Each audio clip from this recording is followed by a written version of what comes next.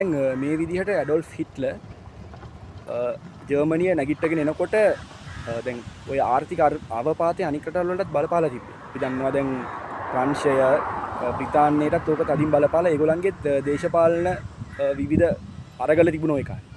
දැන් ඔය හිට්ලර් නැගිටගෙන එනකොට අර එයාට ලොකු අභියෝගයක් ආවේ නැත්තේ ඒ වෙලාවේදී ප්‍රංශය සහ බ්‍රිතාන්‍යයත් පොඩ්ඩක් වැටිලා හිටියේ. මොකද ඒගොල්ලන්ගේ ප්‍රශ්න තිබ්බ විසඳ ගන්න.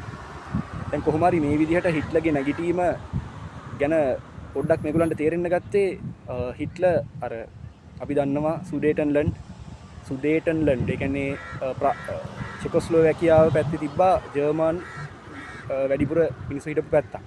ඒකත් මෙයා ගත්තා. ඊට පස්සේ මෙයා කරන වැඩේ අර රයින්ලන්තයට යන්න එපා කියලා ජර්මනියට දාලා තිබිච්ච නීතියත් කඩ කරලා මෙයා රයින්ලන්තයට ජර්මන් හමුදාව යවනවා.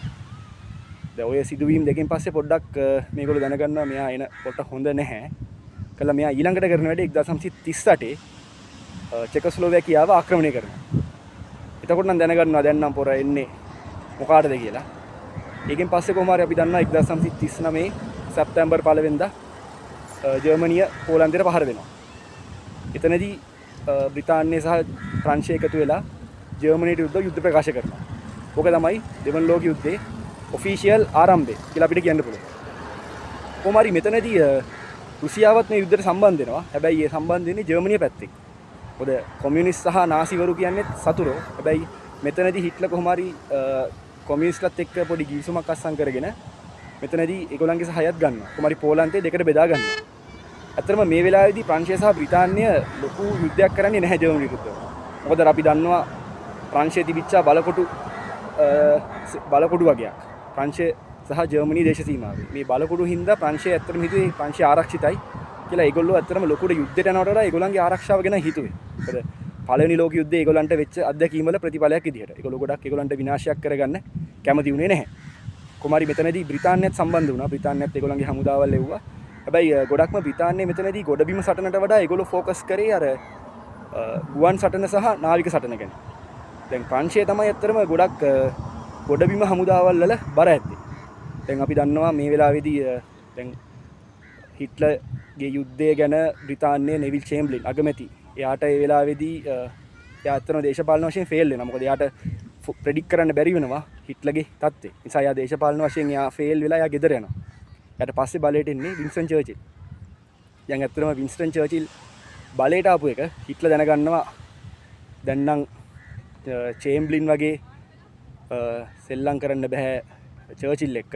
අනිවාර්යෙන් චර්චිල් අමාරුකාරයා. ඒ නිසා මුලින්ම මේගොල්ලන්ව පරාද කරලා ඉවරක් කරලා දාන්න ඕනේ කියලා.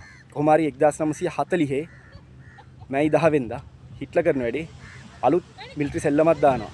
එයා කරන වැඩේ අර වැඩිය හිතන්නේ නැති බොහොම දුෂ්කර ප්‍රදේශයක් වෙච්ච ආඩෙන් ෆොරස්ට් එක හරහා, කියන්නේ අද ඔය බෙල්ජියම් සහ ලක්සෙම්බර්ග් ප්‍රදේශය ආශ්‍රිතව තියෙනවා ආඩෙන් ෆොරස්ට් එක. ඔන්න ඔය ප්‍රදේශය හරහා පහර දීලා බ්‍රිතාන්‍ය සහ ප්‍රංශ හමුදා දෙකට වෙන් කරන්න මෙයා සමත් වෙනවා. කොමාරි අපි දන්නවා අර බ්‍රිතාන්‍ය හමුදාව ඩන්කර්ක් වලින් පසු බැහැලා යනවා.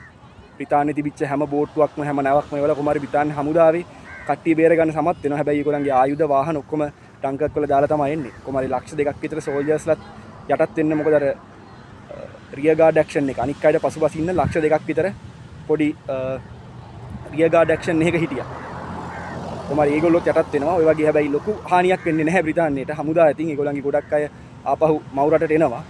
හැබැයි ප්‍රංශයට දැන් තනියම සටන කරන් යන්න වෙනවා. කොහොම හරි ප්‍රංශය මෙතනදී තනියම සටන් කරන්න ගිහලා කොහොම හරි ඒගොල්ලන්ට ජර්මනියේ දිරිය පරාජය වෙන්න වෙනවා. කොහොම හරි ඒගොල්ලෝ යටත් වෙනවා ජර්මනියට.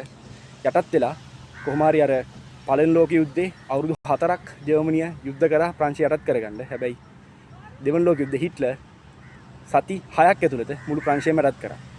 අර ජෙනරල්ලට කරන්න බැරි වෙච්ච දේ සාමාන්‍ය කෝපරල් කෙනෙක් කරා.